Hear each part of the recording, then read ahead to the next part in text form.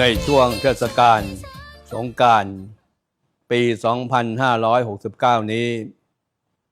อาตมาภาพขออำนวยอวยพรให้กับสาธุชนทุกท่านให้มีสุขภาพร่างกายแข็งแรง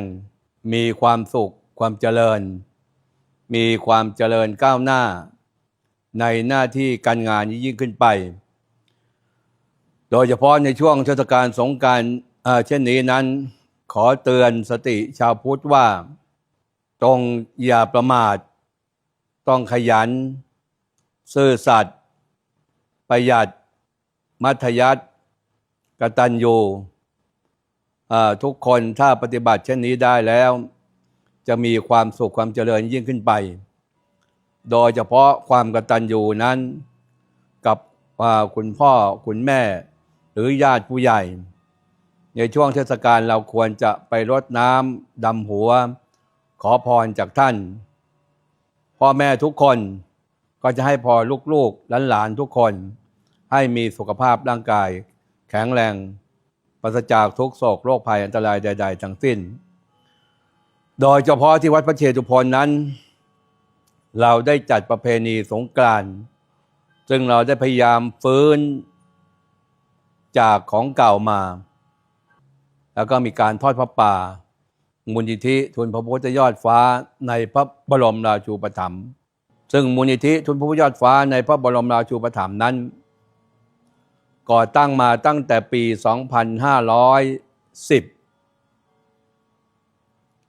จนถึงกระทั่งปัจจุบันนี้ก็ 50 กว่าปี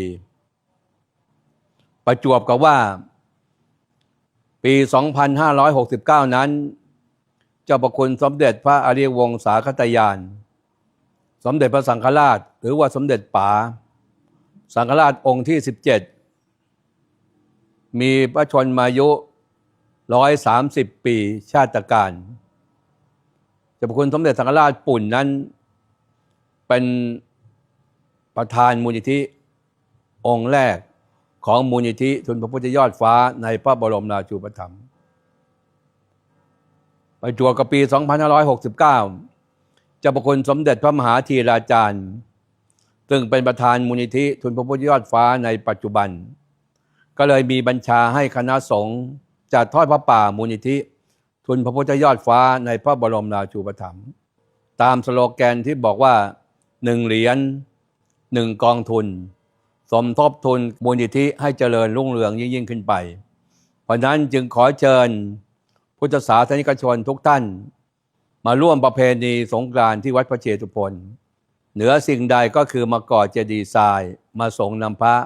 แล้วก็ทอดพระป่าสมทบทุนมูลนิธิทุนพระพุทธยอดฟ้าในพระบรมราชูปถัมภ์ในที่สุดนี้ขออำนาจคุณพระศรีรัตนตรัยและสิ่งศักดิ์สิทธิ์ทั้งหลายซึ่งมีหลวงพ่อพระพุทธเทวปฏิมากรและหลวงพ่อพระพุทธสายญาติหลวงพ่อพระพุทธโลกนาถจงดลบันดาลให้ท่านสาธุชนทุกท่าน